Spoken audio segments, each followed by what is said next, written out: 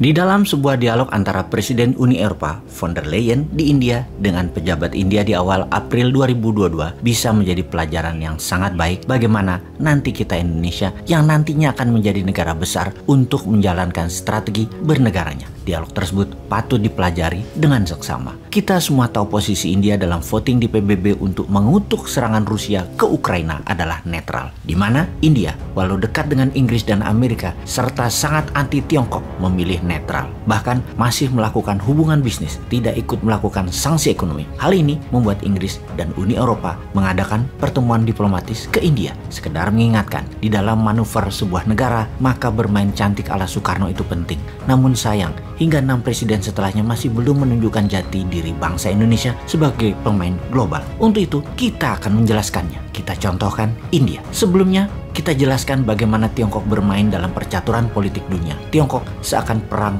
lawan Amerika. Namun transaksi terbesar dagang ternyata Tiongkok impor dan ekspornya ya ke Amerika. Begitu juga Amerika, transaksi terbesar negaranya ya dengan Tiongkok, baik ekspor ataupun impor. Hal itu semua adalah secara dagang atau secara ekonomi. Namun, secara ideologi Tiongkok dan Amerika berseberangan. Jadi yang perang adalah ideologinya, bukan dagangnya. Catat itu ya. Tiongkok yang komunis, Amerika yang demokratis itu sangat berlawanan. Secara ideologi, mereka perang. Amerika ingin semua negara itu menjadi negara demokrasi. Tiongkok tidak mempromosikan komunisnya, namun mempromosikan bantuan dalam tanda petik uang yang di kacamata pertahanan negara adalah jebakan. Tujuannya untuk menciptakan ketergantungan pada Tiongkok. Dengan demikian, tujuan bernegara Tiongkok untuk menghidupi 1,5 miliar penduduknya bisa bertahan selamanya. Disinilah Amerika tidak senang karena banyak kehilangan pengaruh di banyak negara yang berpaling ke Tiongkok. Di posisi dunia, ideologi Tiongkok itu dekat dengan Rusia, terutama cara kepemimpinan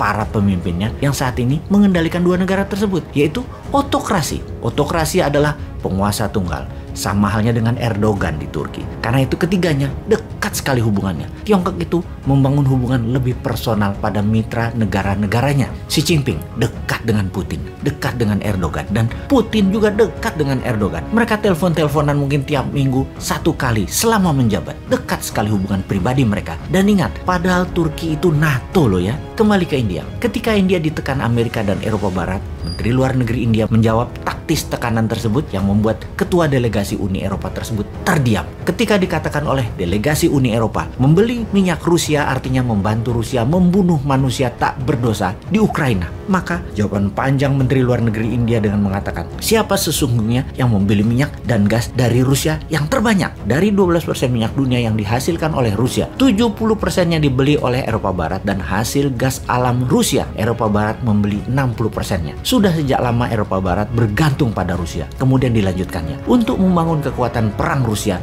memerlukan waktu lebih dari 20 tahun hingga kekuatan militernya tercapai di posisi sekarang. Artinya, uang dari Eropa Barat lah yang terbesar membuat kontribusi pembangunan kekuatan militer Rusia untuk menjadi seperti saat ini. Mengapa kalian, Amerika dan Uni Eropa, bersikeras menekan India dan melarang India bertransaksi menggunakan rubel membeli minyak Rusia dengan menuduh membantu Rusia membunuh manusia tidak berdosa? Ini pertanyaan sekaligus pernyataan yang membuat delegasi Eropa dan Amerika diam tidak berkutik. Kikuk, diskakmat begitu. Bahkan Menteri Luar Negeri India mengatakan, sampai hari ke-35 penyerangan Rusia ke Ukraina, kalian masih membeli gas Rusia dan membayar dengan rubel atau emas daripada resiko membuat negara Eropa Barat kalian jadi gelap atau kedinginan atau tidak bisa masak. Kalian tetap berhubungan dengan Rusia. Sekarang kenapa kalian tekan India? Apa hak kalian bangsa Eropa menekan India seperti itu? Kalian sudah memiskinkan India di abad 18 dan 19. Di mana masa itu India dan Tiongkok adalah dua negara Asia. Bahkan India di abad 17-18 tersebut adalah negara paling kaya di dunia. Dalam diskusi tersebut, Menteri India juga menyerang delegasi Inggris dengan mengatakan, kalian Inggris telah mencuri kekayaan India hingga membuat India miskin sebagaimana saat ini. Oh ya sahabat, saat ini India sedang menuntut Inggris dengan meminta kembali apa yang dilakukan Inggris ketika menjajah India. Inggris dituduh telah merampok India senilai 43 triliun US dollar atau senilai 330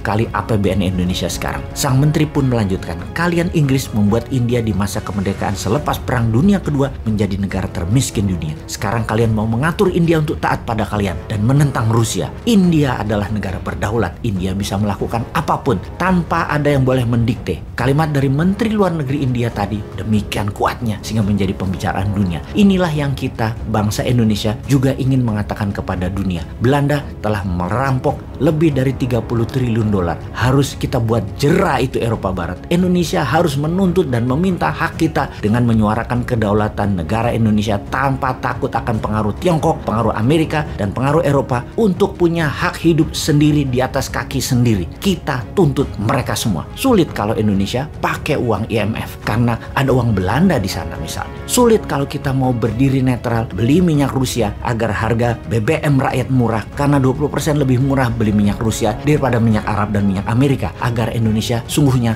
bisa lepas subsidi minyak. Karena takut ditekan Eropa Barat dan Amerika, kita tidak berani beli minyak Rusia. Tiap proyek saja bisa nggak tidak bergantung pada uang Tiongkok, tidak tergantung pada teknologi Tiongkok, tidak tergantung pada SDM Tiongkok, tidak bergantung pada hutang dolar Amerika, dan kendali politik luar negeri harus ikut kebijakan negara lain. Bisa nggak itu berhenti? Rindu rasanya memiliki negara yang utuh, dan inilah sebenarnya yang banyak di negara Afrika menginginkan. Perang deh lu di Eropa Timur. Di sisi Indonesia, kita harus punya rencana bernegara. Salah satunya membangun tanpa Tiongkok, membangun tanpa dolar. Sebagai salah satu agenda Indonesia berdaulat 2045. Kita mungkin ada baiknya melihat India dulu kali ini. India itu menyebut virus corona sebagai virus Wuhan. Ini menunjukkan tuduhannya dengan jelas siapa yang memainkan virus itu. Atau pihak barat menyebut Putin sebagai autokrat Rusia atau penguasa tunggal Rusia. India menyebut Putin dengan sebutan yang terhormat, His Excellency. Sahabat, sebagai informasi terakhir, kemarin Amerika membeli minyak Rusia lewat Vladivostok di sisi timur Rusia untuk dikirim ke sisi barat Amerika, daerah California, yang saat ini harga bensin mendekati $7